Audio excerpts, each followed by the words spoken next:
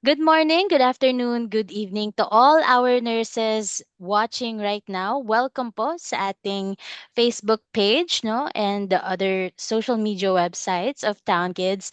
I am Rachel Ohastro, marketing specialist of Town, and we are here today with Sir John Angeles no for our interview this morning. Hello Sir John. Good morning po. Hello, good morning to all the viewers and to Right. would-be viewers too. Sir, um since hindi pa po tayo ganun kakilala ng mga audiences natin nanonood right now, please tell us your name and how long have you been practicing as a nurse, sir, in the US? My name is John Angeles. I and my family came here on May of 2004, and I started my employment with Town the month after that. That's June 3 and June 3, 2024. 2024. Right, Yes, ma'am. so bago pa lang, So sir. that would make me 2 years and 1 month with Down now, and still 11 months to go before I complete my contract. So balikan natin, sir, no, yung mga memories, moments mo, sir, before arriving in the US, sir. What were your hopes back then, your expectations in your career? Okay, to answer that question, I'd like to tell you my story or my journey uh, for my US dream before I went to the US. So my first ever employer, I don't want to mention that employer. They filed for my petition. That was January of 2007. So I gave them all my papers through courier, and then when they receive it, they forwarded it to be processed. And after 4 months, I think, I got uh, my visa, and everything is already good, and I got my priority date, which was dated November 2007. So right after that, before that, I would like to tell you that retrogression was already in effect. The 2006, it was already in effect. So nandun na yung retrogression before pa ako mag-file ng petition. So on 2007, unfortunately, I was not able to go to the US. And another year dumaan, and still it was not lifted. I thought na mag-aantay lang ako ng konti, sabi ng employer ko, just wait for a while. And then when the retrogression will be lifted, we will update you, sabi sa akin. But it's very unfortunate na on 2008, hindi pa rin na-lift yung retrogression. So I had to wait for another year. At that time, I was already bored. I was devastated na. Ang tagal ng inantay ko. I started to process my papers, NCLEX and IELTS 2006 pa. And dumating na yung 2008, wala pa rin, hindi pa rin ako nakaalis. So I waited for another year. On 2009, the retrogression was still in effect. So hindi pa rin ako makaalis. And my employer, they would not I did not receive any updates from them, nor did they send messages to me kung ano yung nangyayari. So I was totally devastated. I was heartbroken, kumbaga. To think that ang laki ng ginastos ko for the IELTS, for the NCLEX, and ang tagal ng inantay ko. So hindi ako nakaalis that time. So on the latter part of 2009, I think that was December of 2009, I totally jinxed my nursing profession. I lost trust in the US immigration. Kumbaga, wala na akong tiwala sa kanila kasi ang tagal kong nagantay eh. So I'd like to tell you also that before becoming a nurse, I was already a physical therapist, and meron na akong 2 years of experience before ako nag-nurse ng physical therapist. So on early part of 2010, I think that was March, I received an offer to work in the in Saudi Arabia as a physical therapist. So walang naibigay yung employer ko na update about sa akin, and retrogression was still in effect. I decided to go to Saudi Arabia to work as a physical therapist. So at that time, wala na akong contact sa nursing o sa employer ko, and wala na akong pakialam sa nursing. Hindi na ako bumalik sa nursing. I was in Saudi Arabia for 9 years. So that's my whole story. Dumating lang yung time na nagkaroon ng pandemic in 2020, and I lost my job because na bankrupt yung company namin sa Saudi Arabia. I had to go home. And during that time, nakita ko yung post ni Town sa FB. And I called one of their agents, and sinabi nila na yes, matutulungan nila ako na ibuhayin yung contract or yung dream ko na makapunta ng US. So I just took the IELTS once again. When I passed, I submitted all my papers. And then, yun, after less than 2 years, nakaalis na rin ako. And here I am. I am very Mm. thankful. Buhay pa ang American dream until now. Sir, So that's my so story, ma'am. So to confirm, sir, nung nakilala mo si Town Kids, sir, is retrogression still in effect? Oh, no. Hindi Mm-hmm. na. At was 2021 nung nakita ko yung post ni Town Kids. At that time, ano na, open na ulit yung US for employment ng nurses. So, moving back, sir, no, dun sa first employer nyo, sir, it must have affected you, sir, personally or emotionally. Kasi, kumbaga, sir, nung nag-Saudi ka, naka-move on ka na, sir, eh. And then, Yes. nung nakilala mo si Town Kids, kumbaga, Yes. nag-ignite ulit yung America. How Nabuhay was ulit that? yung American dream ko.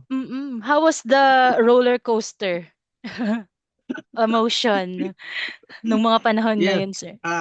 Actually, ma'am, before I signed up with Town, I was already more than 10 years as an OFW. I I did 1 year in Norway and 9 years in Saudi Arabia. I was not hoping na makakapunta pa ako ng US at my age, ha? And Town said there is no age limit. Pwede pa daw akong mag-apply. And so I was happy na nandito na nga ako ngayon nung Mm. mag-process na ako ng paper sa kanila. And with that, sir, may I know po, now that you are practicing in the US as a nurse, sir, what are you most grateful for about your whole journey? Oh, I think the number one dapat mong pasalamatan is si Lord. Lagi kang, pag lagi kang nagdadasal, lagi kang ginagabayan, you will know what to do.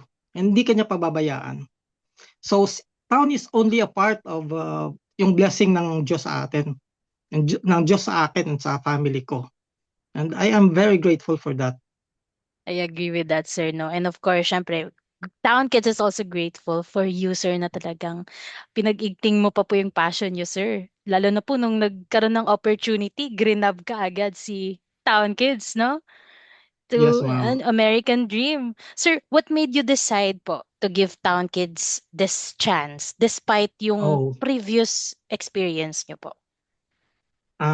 alam mo yung advertisement ni Tao na naka-catch up ng attention ko is they accept nurses even without clinical experience. So when I signed up with them, it was more than 15 years na I did not have any clinical experience as a nurse. Yet they assured me na if I would sign up with them, they would train me and I would be able to do the required yung yung requirement sa akin para maging magaling na nurse ako sa taon. So, can you tell us about, sir, your training, yung pinagdaanan yung training kay Town Kids, sir, no? Since you've mentioned na yun nga, matagal po kayong nahinto sa nursing experience. How was it, sir? Oh, bloopers yung first training ko, ma'am. In fact, parang ako lang yung nurse na 2 beses kong tinake yung training sa Maynila. No? Before my deployment, they called us up for a 1 day training. So I with all the training modules na hinahawakan namin, tutunan namin ng pansin. And during ako na yung tinawag noon sa front, and the proctor, she was not should I say, hindi siya hindi siya,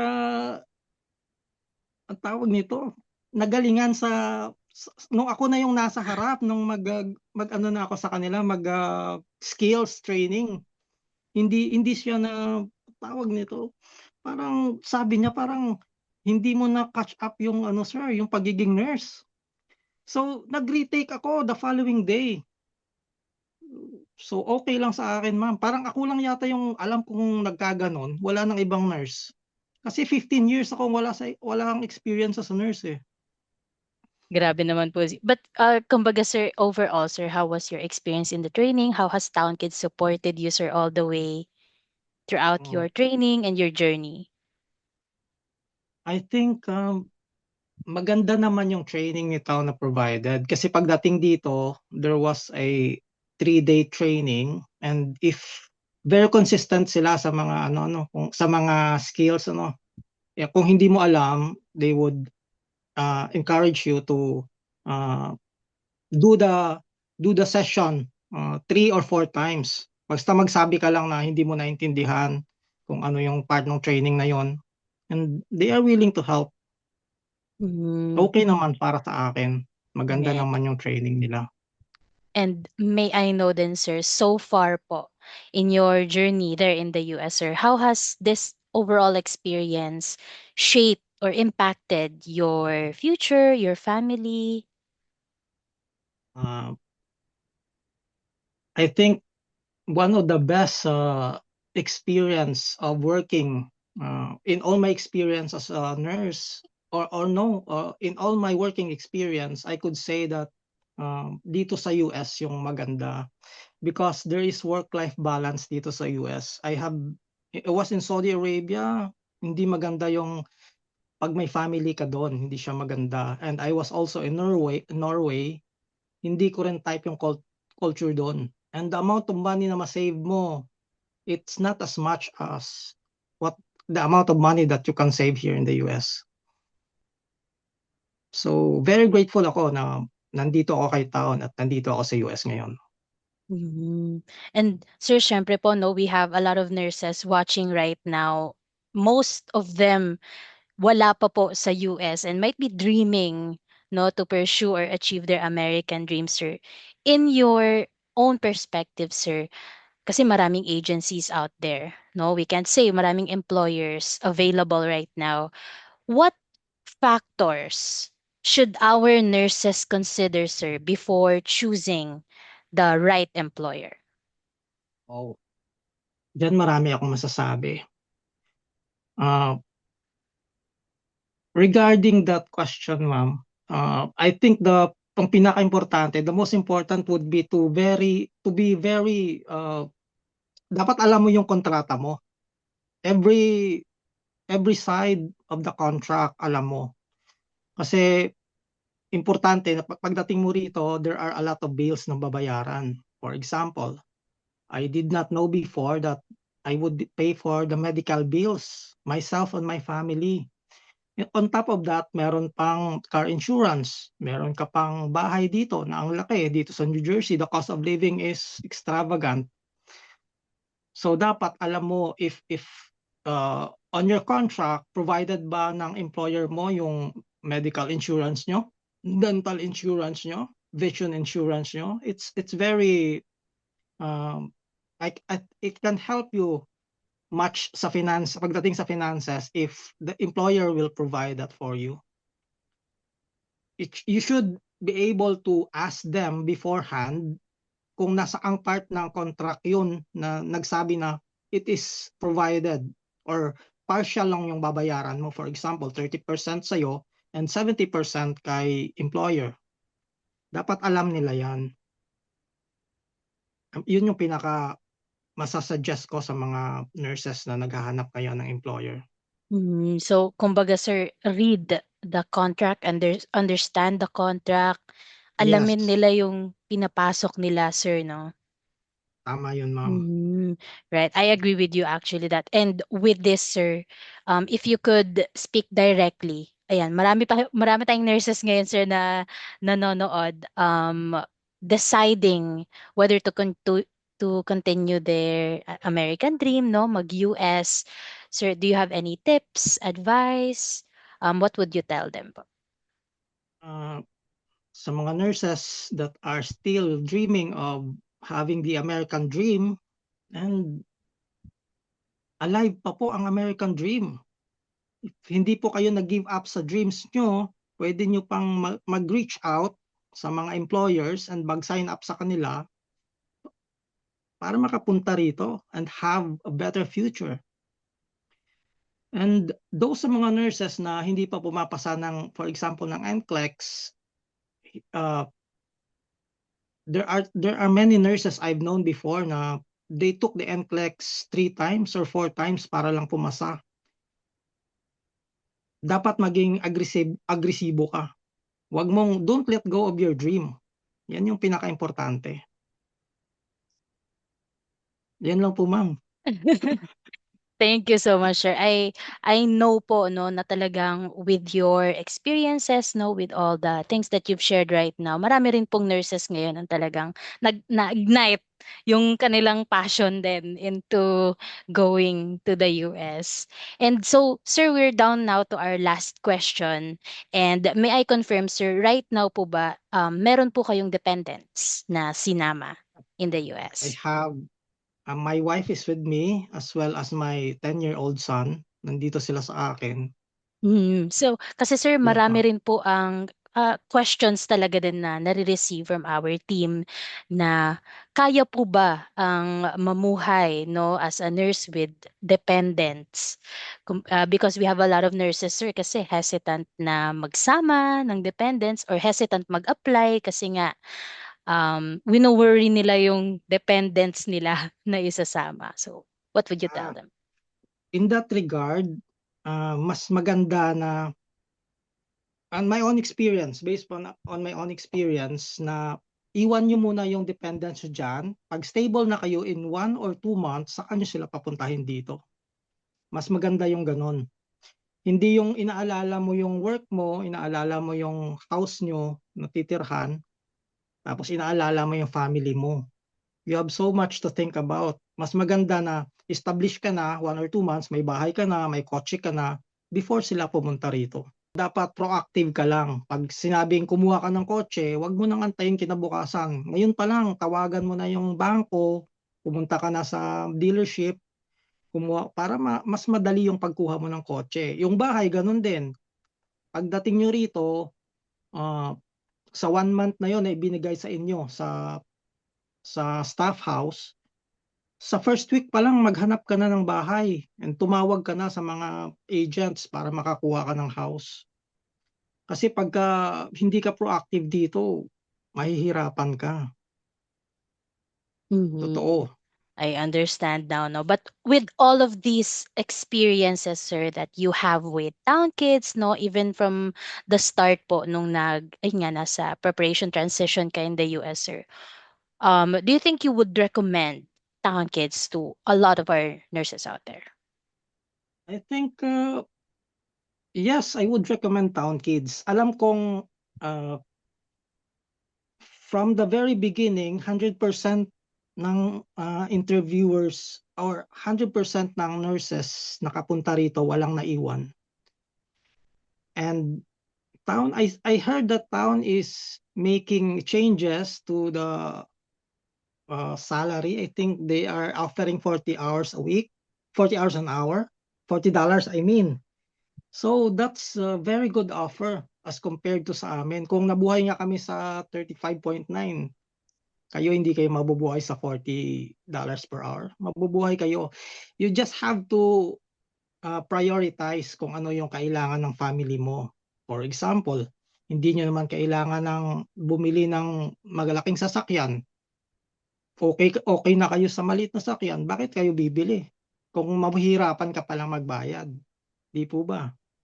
Ganon din yung kung makakakuha ka ng apartment na 1,600 a month, ba't ka kukuha ng 2,500 na malaki? So you have to prioritize kung ano talaga yung priority mo. Kasi nagsa-start ka pa lang eh. You have to think na bago ka pa lang dito. Ayun, ma'am. Mm, I understand, sir. And this is actually, sir, the last question na po talaga, no? Sir, are you a proud Town Kids nurse? Yes, I'm a proud Town Kids nurse. Thank you Um, so much. sa dami-dami ng nangyari kay Town no, pagdating namin dito, uh, I would always count my blessing before yung mga reklamo, ano. So, first, sinabi ko sa inyo before, I was not expecting to be here in the US with my family after 10 years as an OFW. But still, Town made it possible for me and my family to come here. So, utang na loob ko sa kanila yan. And as a Pinoy, babayaran natin yung utang na loob natin. I will complete my contract with Town. So, 11 months to go. Matatapos ko na yon. Bawi na ako kay Town. And thankful ako na after Town, may bagong employer ako. Pero it all boils down to sino nagpadala sa akin dito. It's Town. So, thankful talaga ako kay Town, ma'am. Thank you so much, sir. And thank you so much, sir, for being with us here today, sharing all those experiences with our nurses. And syempre, sir, good luck to your journey and of course to your family's journey there in the USA, sir. Sir, meron po ba kayong mga gustong i-shout out before we end this Wala interview, po, sir? ma'am.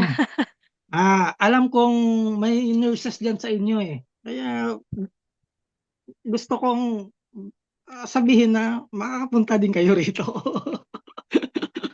Tama, sir. No? Positive mindset lang. Hindi po ba kayo nurse, ma'am, mismo?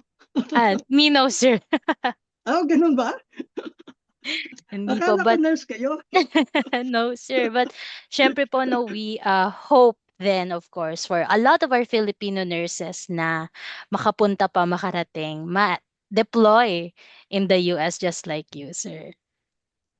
Again, Salamat po, thank ma'am. you. Thank you so much, sir, for this morning interview with you. And have a great day ahead, sir. You And too, ma'am.